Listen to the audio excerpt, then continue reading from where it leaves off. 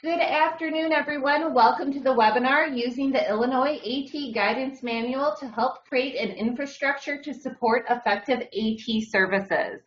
Gayl Bowser will be presenting for us once again. This is her fourth and final webinar in our AT Manual series.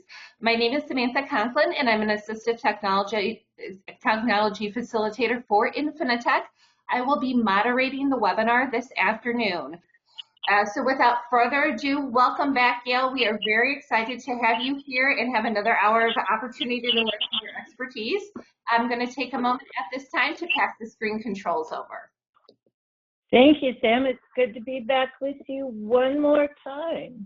This has been quite the adventure, working with the development of the Illinois Guidance Manual as well as working with you all through this webinar series. I'm happy today to be able to talk with you about the final chapter in the Illinois Assistive Technology Guidance Manual, and it's called Creating an Infrastructure that Supports Effective AT Services. We felt like in this webinar series that we really had to get to the basics of procedural guidance and the kinds of questions that many of you have submitted over the course of the webinar series. But today what we're going to do is wrap up with a topic that really discusses the importance of having some guidelines and some consistent procedures for your district so that people get equitable and legal assistive technology services. As you may know by now, if you've joined us for previous webinars, I work as an independent consultant these days, but I was the assistive technology specialist for the Oregon Department of Education for about 25 years. In the development of this guide, I did provide consultation and help become the primary editor for the guide, and then also was asked to do this webinar series. If you have any specific questions for me, my email is there on the bottom of the slide, and I welcome questions from you about this guide or anything else that you may want to talk about in terms of assistive technology. It is one of my great passions.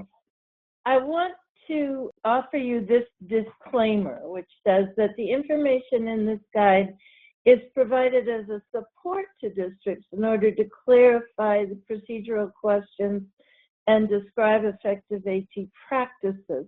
But if your district practices are established and working well, there is no part of this guidance manual that should be interpreted as a need to change your practices, unless you feel that there may be some kind of an issue in your practices that does not allow a child to have AT and therefore access a free and appropriate public education in the least restrictive environment.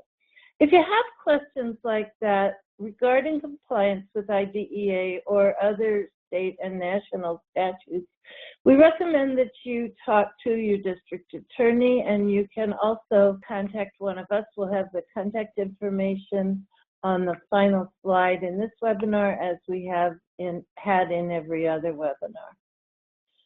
Today's topic, as I said, is creating an infrastructure that supports effective AT services. It is Chapter 10 in the Illinois Assistive Technology Guidance Manual. There is a great deal of information about high-quality assistive technology services, and you may remember that last week we began to talk about the quality indicators for assistive technology. This final chapter is really a summary document that talks about the things that you may want to address for everyone in your district who might have any responsibility at all for the provision of assistive technology. So what we're going to talk about is good communication and good operating guidelines for school districts. We're also going to address a bunch of the questions that you have submitted in previous webinars. This is the final webinar, but it's never too late to ask clarifying questions. So go ahead and write your questions in the chat box. We've had some weeks where we weren't able to get to all of them, but we are going to be keeping a record of all the questions we've received, and we will do our very best to address your questions as we move forward with the dissemination of this guide and any supplementary materials that are developed. Talk about questions. We did have several last week where I was feeling not real sure of myself, so I said that we would address some of the questions from last week in this webinar.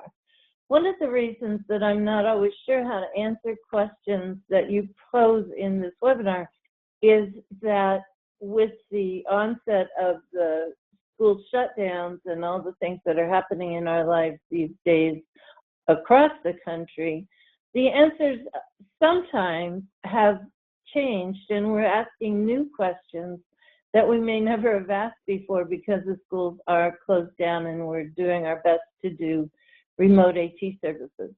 So this question is one like that. Someone in the last webinar submitted a question that said, if a parent submitted a request for AT evaluation right before the shutdown, is the district required to complete it in the 90-day timeline?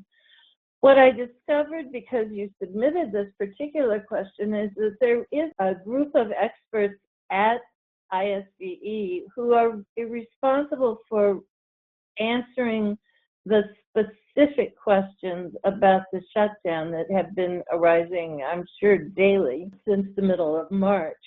So this language is specific response, a direct quote from someone on that particular panel at ISBE, and what it says about meeting timelines for requests for evaluation is, there's no flexibility for compliance with federal requirements concerning referrals and evaluations, including AT evaluations.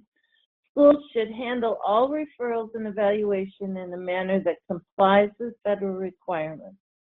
Schools may consider convening evaluations and reevaluations that do not require face-to-face assessments or observations. However, schools must approach all such instances of remote evaluation and reevaluation cautiously and consider the legal and best practice risks. Any evaluations that require face-to-face assessments or in which the remote evaluation or reevaluation is inappropriate should be postponed until schools reopen. And that postponement would have to comply with the same rules that you follow if you find the need to postpone an evaluation or a IEP meeting when schools are wide open and we're all in the same building. There are two web addresses here that might help you address this answer and ask and gain more information. So you see the ISBE COVID-19 webpage for the most up-to-date guidance. There's an email address where you can ask COVID-19 related questions. What I discovered when I did submit this question is that this COVID-19 group is trying very hard to give very consistent answers to the questions you're asking about the shutdown. So they're really hoping that all questions will be referred to that if they are specific to the COVID-19 shutdown. Here's another couple questions that we got from last time that are of a different nature. They are on the right here. One of them says, what should a school team do when they identify a need for AT, but the parents refuse? And the second question is, what is the role of a paraprofessional in providing assistive technology support? We had a couple questions that are similar to these in the last webinar, and we did address them.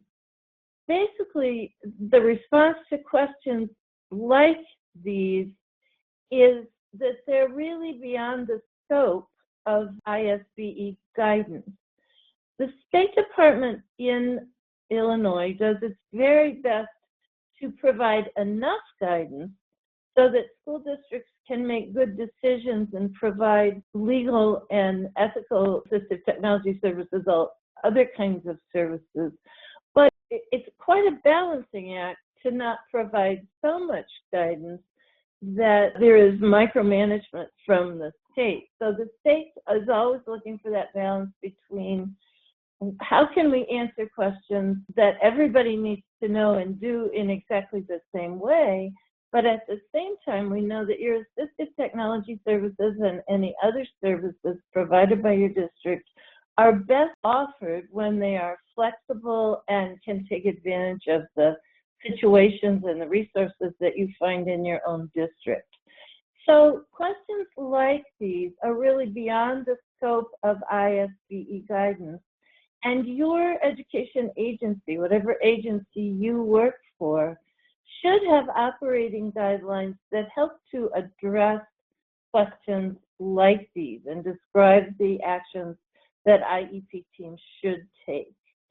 So if you are in a situation where you have questions like one of these or something else about what should an individual IEP team do about a particular situation, I really recommend that you talk with your director of special ed or the person who is in charge of your district's assistive technology team, someone who is in a position to talk about how things are done at the school district level, because those kinds of decisions are really made at that level and not at the state level. Here's another similar question about a particular school situation. And this one says, in a high school environment where every student has technology with accessibility features, is the same level of data required for every student when you're doing consideration, even though they will have access to the technology no matter what? We thought about this answer for quite a while, and we worked through it with the person who asked it a couple of different times to make sure that we were giving you a response that was useful as well as correct. And here's the answer on the right that we ended up submitting. So I wrote, in collaboration with ISBE staff, consideration of the need for assistive technology is an IEP team activity. The data and information used for consideration should describe the student's present levels of achievement and academic performance and establish the need for AT. This can be data that's already collected for all students or data beyond what is normally collected, which describes the need of the individual. But the rest of the explanation here should probably also say that if you have 3 high school students in a particular school who have the same technology, because it's a one-to-one technology initiative, and that technology has similar accessibility features, I still think it's unlikely that they will all need exactly the same assistive technology features and that they will have the same present levels of performance. So we've talked in the past about what the consideration decision involves, and we know that the team should have enough information about the individual performance of the student to make a decision about whether or not the student needs assistive technology, or whether you have enough information to make a determination that assistive technology is needed.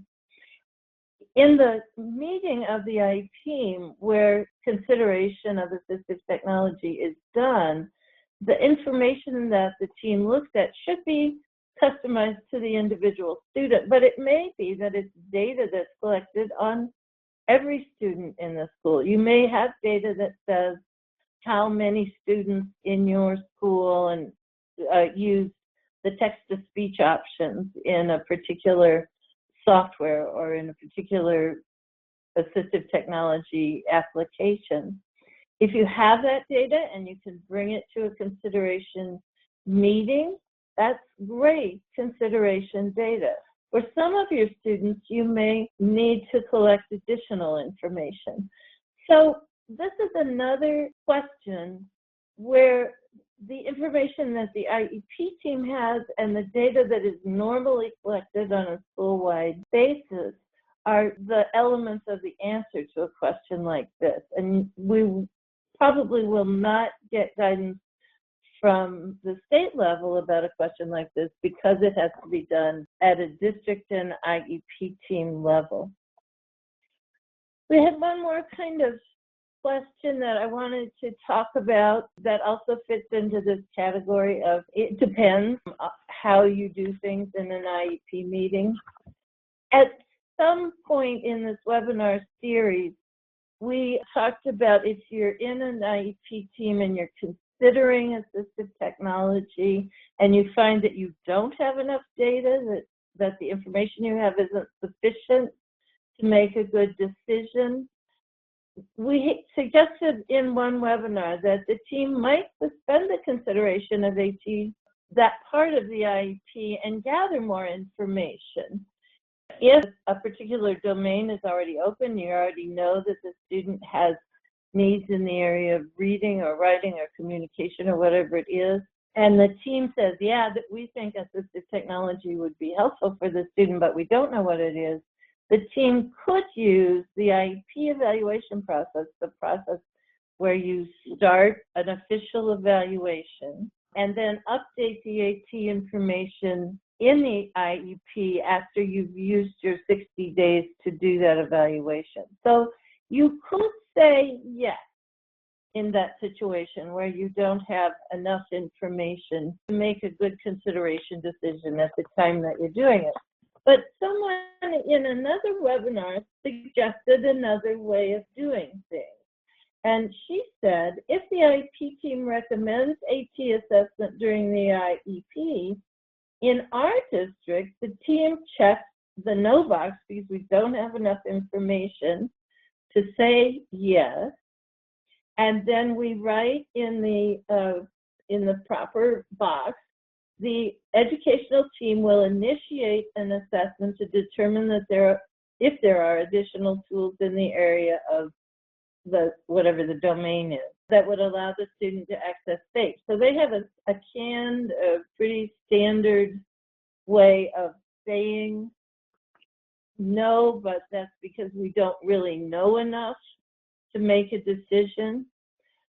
So the same actual process is happening. The team is checking one of the boxes, explaining it on the IEP form, and then starting a process that may or may not need the timelines in order to investigate the student's need for assistive technology. So what you see here are two different ways of doing things, and this is one of the reasons that we are saying the state level assistive technology guide can't give you every answer, but your district should have a consistent way of doing things. So option one is one way that you could do a consideration decision where you might check the yes box, and another district might use, for the very same child, option two where they check the no box. But either way, they're documenting clearly that they are going to collect more information and how they're going to do that. So at the bottom of the screen here, you see the statement, consideration decisions are based on data about a child's need and performance. Either of these options is acceptable. District guidance about how IEP teams should handle this situation can help to provide consistency. Now, you may have noticed kind of a theme here, because remember that our topic for today is creating an infrastructure that supports AT services. And one of the things that I hope these particular questions have helped you to see is that creating high quality, legal and ethical and effective assistive technology services really has to be a partnership between ISBE, between your school district, and between the individual IEP teams that make specific decisions for students with disabilities. But Sam, since we've gotten through that first set of questions, I wanted to stop and ask if there were any questions in the discussion box that I should be paying attention to. Gayl, there is one more specific question regarding documenting AT in transition. Did you want to take that at this time, or did you want to hold that for a later time and move forward? I believe that we might get to that specific question later. I want to go through this chapter 10 with you and give you an overview of the content, but then after the chapter 10 content, if you've looked at the handouts, you will see that there are a number of additional questions that came up in last week's webinar, and that webinar was about transition specifically. So I think it might be good, if that's the only one, let's go to the content for chapter 10 and see if we catch that one later. And for the person who's asking that question, please, if you don't get your answer, say, make me do it. Say it again later. Perfect. I'll hold that one to the end then, Gayl. Thank you. All right, great. Thank you, Sam. So what you see on the slide here is a quote from a book by Ubben and Hughes, which is kind of an old quote, but it talks about high quality services in schools. And the definition and the way we do high quality services in schools really hasn't changed that much. I'll give you some other references in a minute that are more modern. But I think these words are important to talk about why we have a need to have a clear infrastructure within school districts about our assistive technology services. So they say productive schools exhibit a high degree of consistency where staff members use well understood policies to guide the daily operations. Members of a well-managed organization should expect that routine matters will be dealt with in fair and consistent ways so that other aspects can be addressed to improve the performance of all students. I did get my superintendent's license while I was working in the state of Oregon, and so I went to what I always like to fondly call administrator school. And one of the things that was really emphasized to us as potential school administrators was that there is a good reason for having an infrastructure and operating guidelines in any area in a school district. And that reason is that when we have operating guidelines, we can answer the questions that are asked over and over again. We can provide the information to people when we know that most people in the district will need that information, and when the questions are frequently asked. So you'll see in any district or state level guide a bunch of frequently asked questions that we've tried to address in order to help everybody be on the same page and have the same information. The other purpose for operating guidelines is to help us identify when the situation is such an outlying situation that we don't have answers to it, and to alert the administrators or the people who are in charge of your assistive technology program and services that a new question has arisen and a new question needs to be answered. And you saw that kind of question in the question that we started with today about how do we address an evaluation that was started before the COVID-19 school shutdown. What do we do about that? So your state has been very wise in developing a group of people who can begin to answer those questions and answer them consistently, because otherwise you would have people all over the state of Illinois who were answering questions in whatever way they decided or whatever way seemed the most logical to them. One of the things we know about school services is that it's important that they be equitable and treat everyone in the same manner. So that is part of the reason for talking about having a consistent infrastructure in your school. Just as at the state level right now, we need a lot of guidance about the COVID-19 shutdown. I'm sure your district is also providing you guidance about what you should be doing now. And hopefully, your district has also provided you already with guidance about how your assistive technology services are offered and how you have access to them. One of the questions that's addressed in Chapter 10 of the guide is, what are the components of an infrastructure that supports high-quality AT services? There was a research study by Leithwood, Harris, and Hopkins in 2008 where they talked about 4 aspects of high-quality school program management. So these are the 4 aspects of school administration that every school administrator has as part of their responsibility. This study itself was not directly applied to assistive technology. It was applied to school administration in general. But when we begin to look at what kinds of supports and services are needed for a program that includes assistive technology at the school level, these 4 areas really seem to be very useful and also to cover most of the kinds of questions that we run across as we address assistive technology services.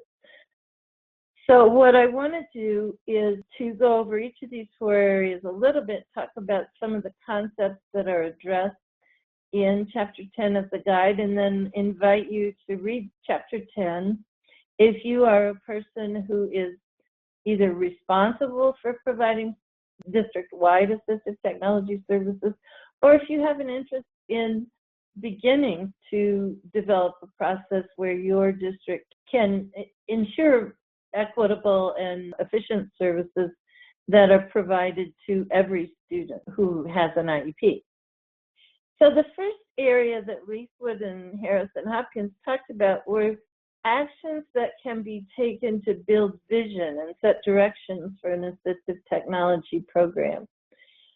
This is an area that I've thought a great deal about in the last few years, because I think because of changes in our students, because of changes in general technology itself, and because of changes in assistive technology and how we think about it, our vision of assistive technology services is in the process of flux. Things are changing fairly rapidly, even before we shut down all our schools. But we're beginning to see that because most accessibility features are available in most commonly available devices, that they're in our phones and our computers and our laptops and our tablets, our assistive technology services have needed to change. To ensure quality and consistency of AT services, agencies can help stakeholders to develop a vision for what AT services should be in their setting.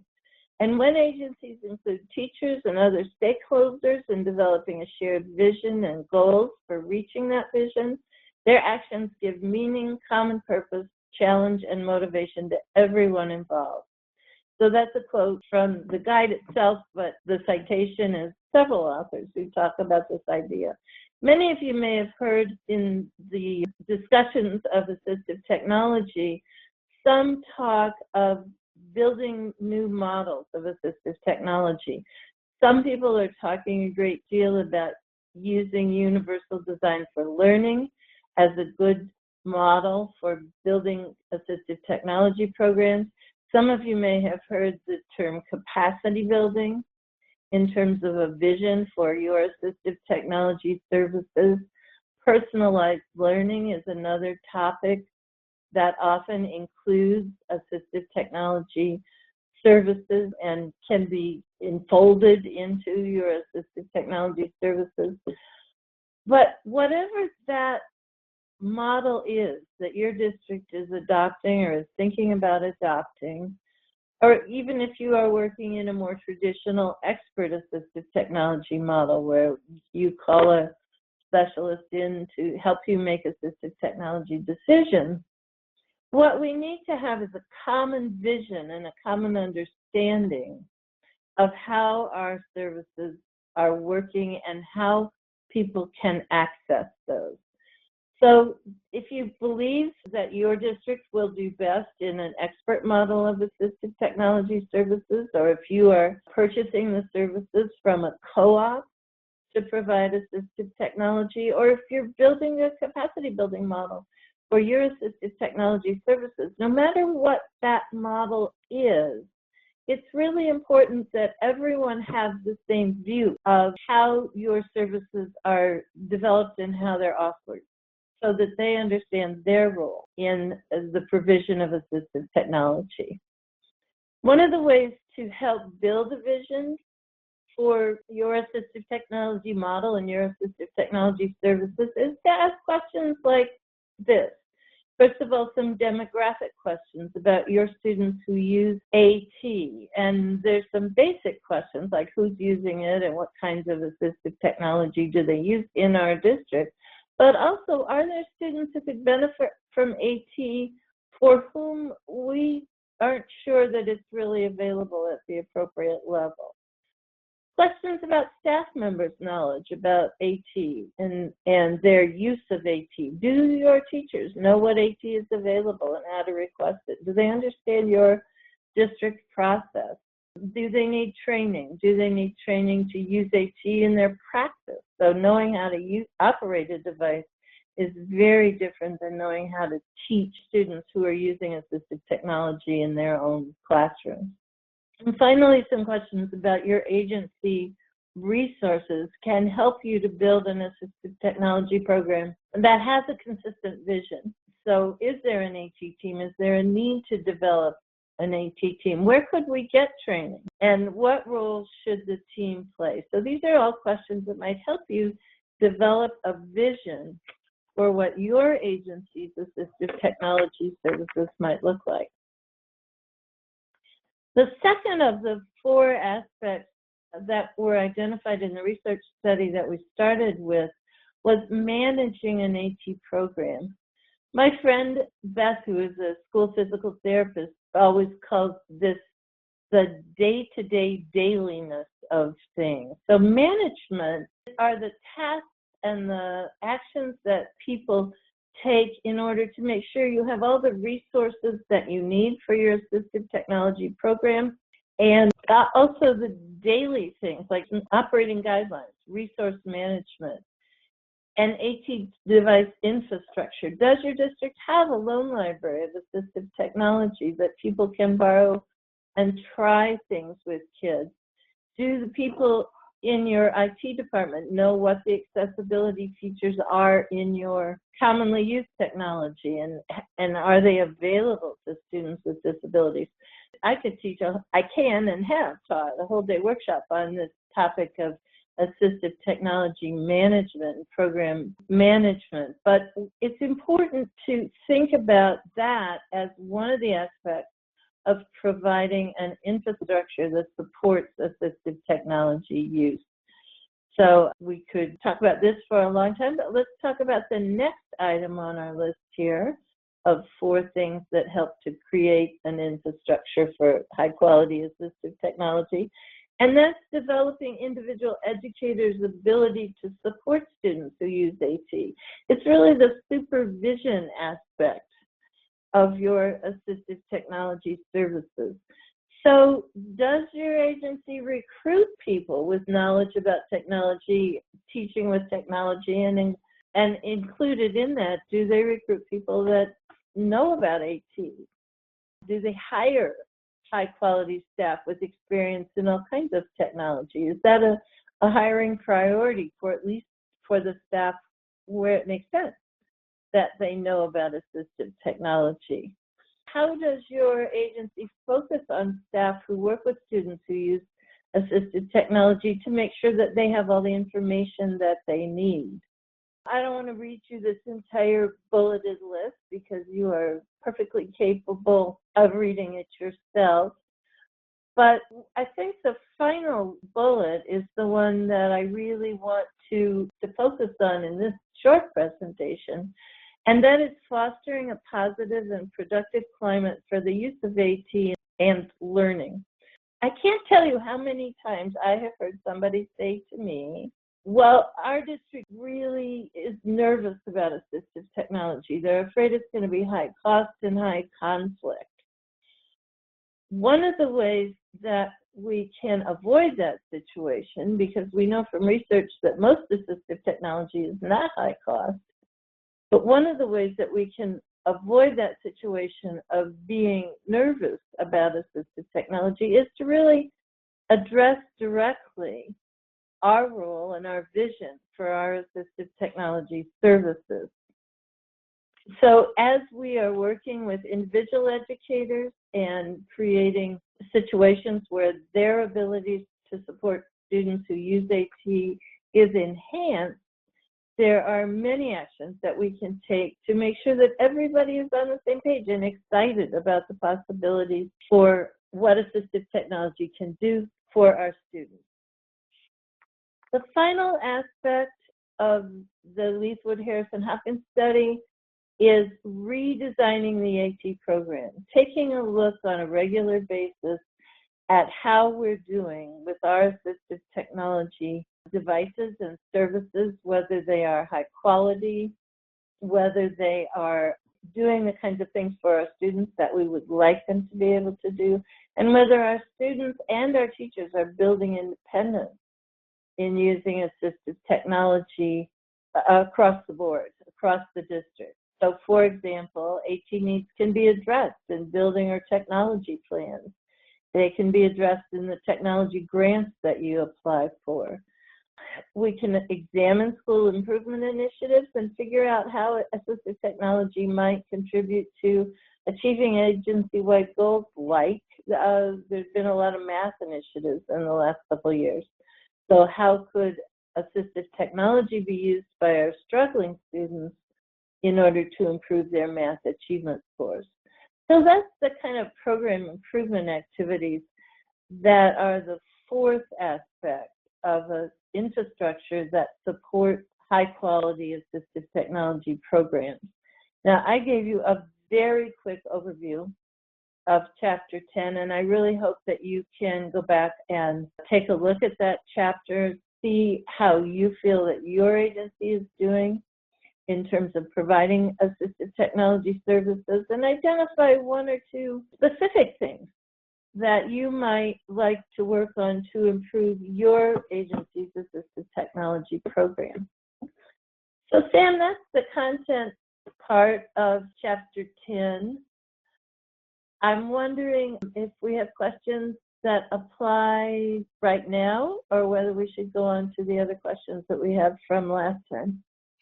We did have one question that popped in during that time that somewhat relates to coordinating a program. And the question that we had someone had submitted was, do you have thoughts, ideas, or resources for developing a lending library when a district is starting with very little? Yeah, I have a couple thoughts. One is that I think it's really important to know what you have. So doing some sort of an inventory of dedicated devices is a really good place to start. And another really good idea is to look at the commonly used technology that's available to all students and really make sure that you understand all the accessibility features that might be built into that technology, because it's quite remarkable how many things are built into assistive technology. And I know several districts that actually started in their assistive technology initiatives by training the teachers on the technology that was already available to them that was most commonly used by their students. So that would be different for resource room teachers than for teachers in self-contained classrooms. I would be surprised to find a district that didn't have a collection of assistive technology options from which they could start, and then figure out what things are missing in your collection. Anything else about that? No, that was the only question that we received. Oh, and one popped in. Oh, several are popping in. You opened it up, Gayl. I'll go ahead and go through. Do you want me to go through these questions at this time? Let's get to the ones where I have written answers right now, and then we'll come back and do as many as we can before the end of our time today. How's that? That sounds great. Okay, so here's a question that came up in one of our webinars that we haven't had a chance to answer yet, which is there an expectation that the team will be able to describe the features that the child needs, or must they decide the exact tool the student would need?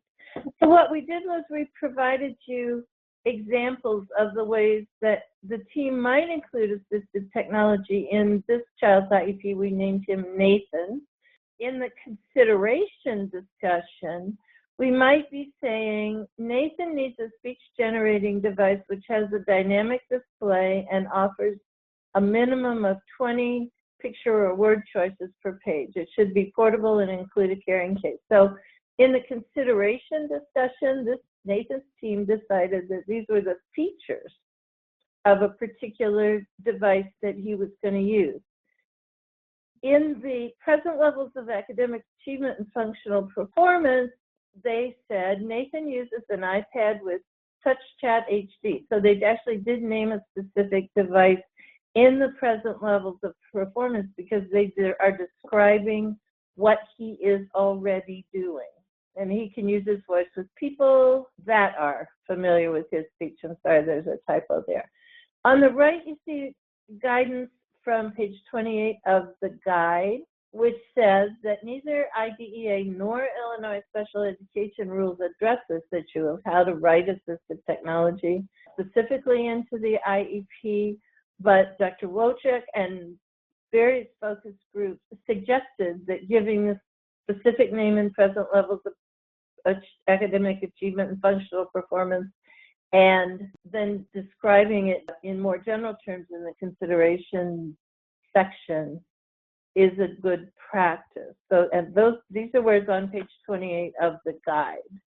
So for the person who asked that question, I'm hoping that helps you make a decision. And again, you're probably not going to get any more specific guidance than that because this really is a district decision on how to write IEPs.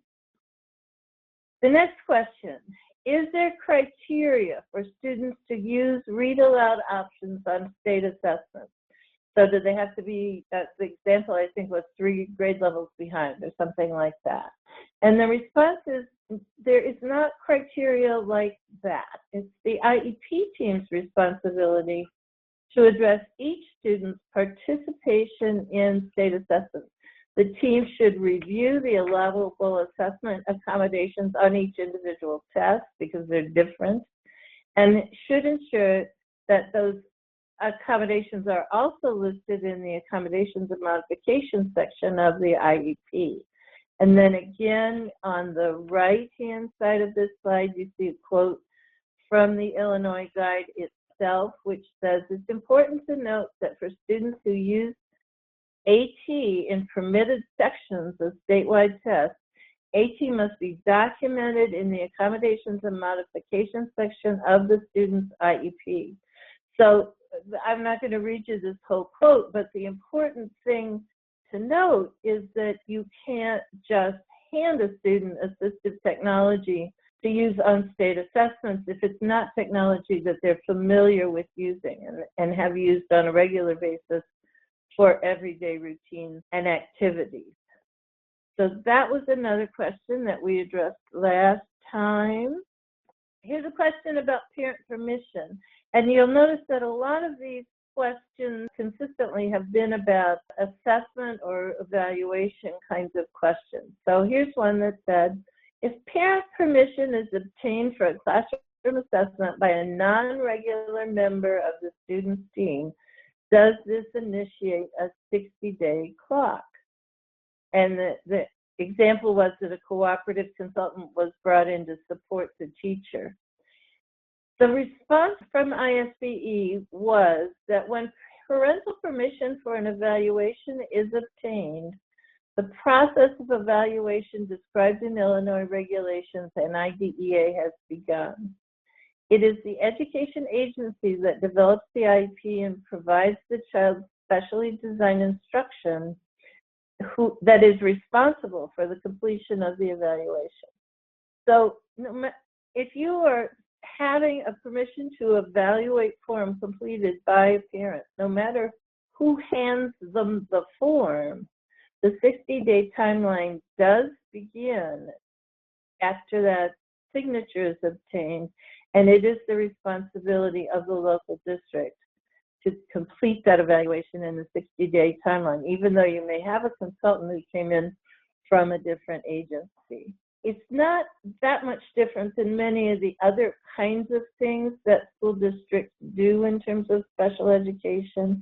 And basically it comes down to that the agency that's responsible for the child's IEP is responsible to make sure that all other procedural compliance issues are followed and addressed. Here's the transition questions. We have 2 transition questions, and then we're done with the recorded questions for the day, and we'll take your new ones for the last 5 minutes or so. So, one transition question. Do you recommend describing concerns and potential needs for the receiving team's need to support and training for an AT tool used by incoming students? Basically, the answer to this question, the person who asked this question was also concerned that we might not have full information about the student's environment in the following school year. We might not know who the teacher was going to be or what classes they were going to be enrolled in, things like that. And the response was transition planning, just as any other planning that the IEP team does, is individualized and should address the student's current AT devices and services, as well as the anticipated needs in the new environment.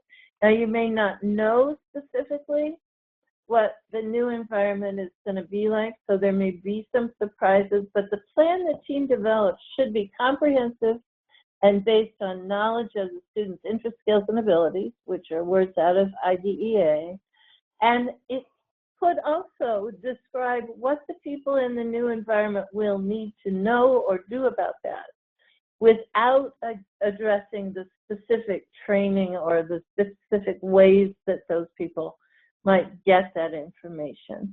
So on the left, you see an example. The student will make a transition from 4th grade to 5th grade. He uses a computer with speech to text for written assignments of more than 1 paragraph.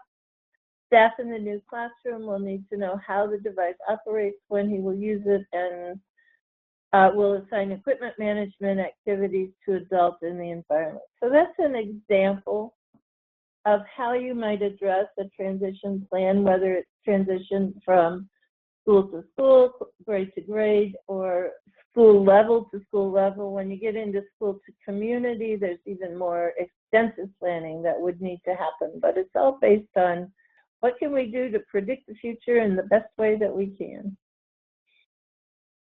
Final transition question. When a student is 22 and no longer a student of the district, who provides AT services in the adult world? If we're planning for it in the transition plan, how do we handle the cost for such services? This was a really big question, and I just wanted to touch on the answer here. It's addressed in a much more effective way in the chapter 9 of the AT guide. But basically, it's very important that all of us understand that adult services are very different than IDEA school services. Adult services are services based on eligibility, and adults have to apply for those services.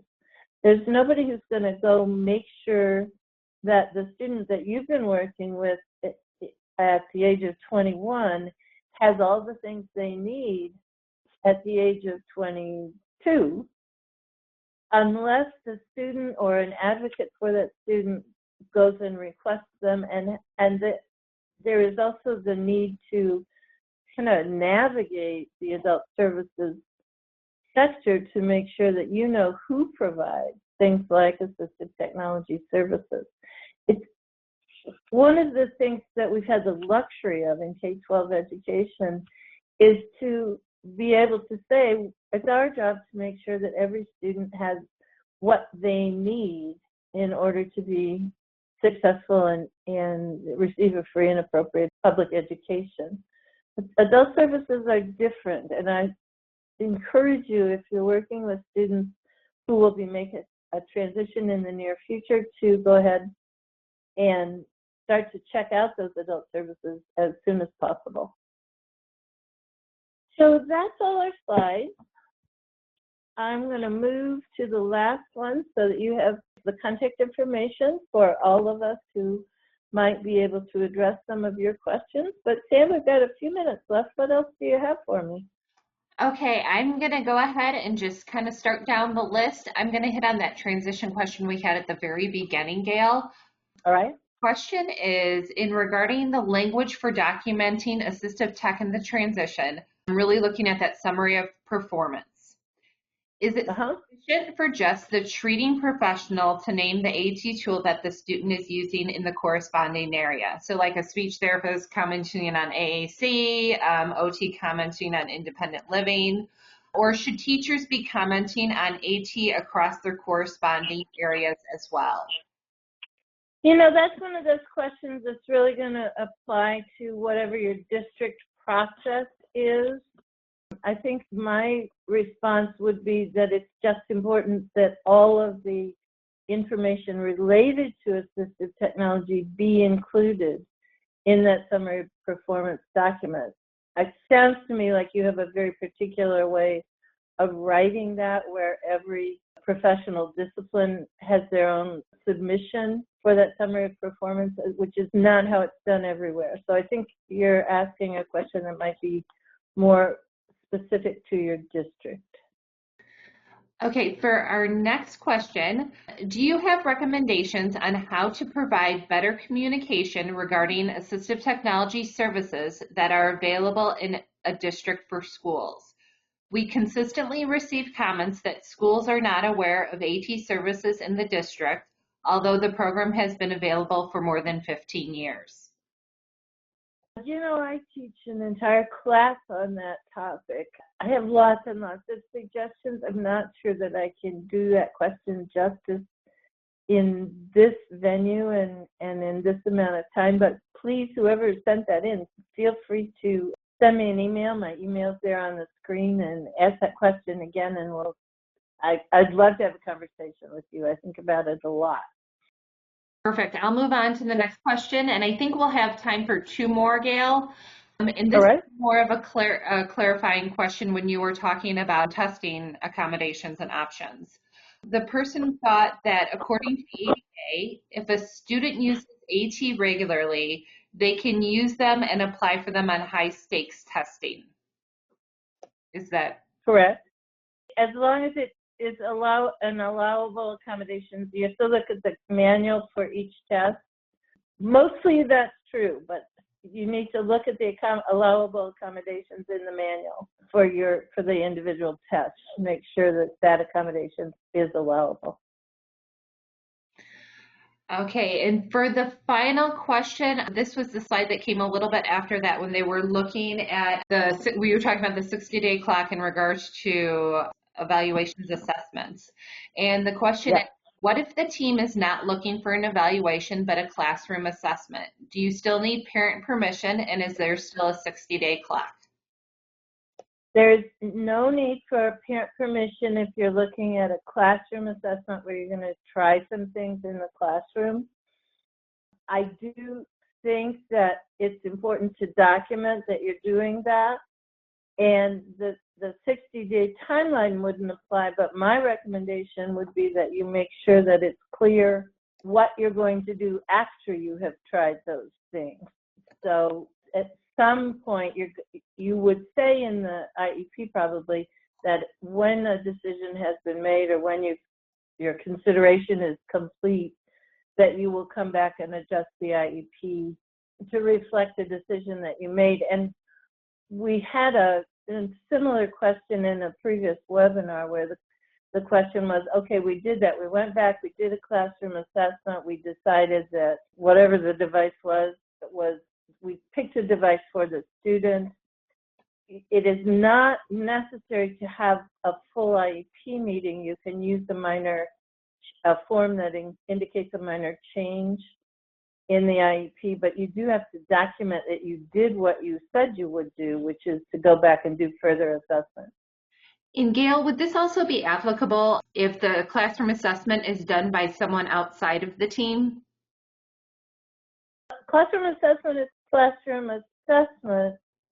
So again, I think that's a question for your district and how you want to handle that. I'm hesitating because it sounds like you have to make sure that you're doing assessment. You're trying strategies within the context of a classroom without going out and doing, a full reading evaluation or opening a new domain of some sort. There's a fine line someplace between assessment and evaluation. So actually trying things, using them in the classroom is classroom assessment. Pulling a child out to do full evaluation would require the 60-day timeline. Okay, then I think that wraps up the questions we have for the webinar. Gayl, did you have any other final things you wanted to share? I just want to say that we are hoping that we'll be able to develop a frequently asked questions document. So if you have a question and you want to just submit it directly to me or to Erin Saxton or to Peggy Childs, based on the information in the guide, we would love to hear your questions and we will do our very best to address them. And I want to thank you all for inviting me to be an Illinois educator for a while as we developed this guide and worked together to understand it. So thanks, everybody. And Gayl, you are getting just the positive feedback coming in. Lots of thanks for the audience and that you were just incredible and that everyone appreciates your work and expertise, as do we at Infinitec. So thank you so much. It was great being able to do this series with you. This will conclude our webinar and have a good night. Thanks, everybody. Have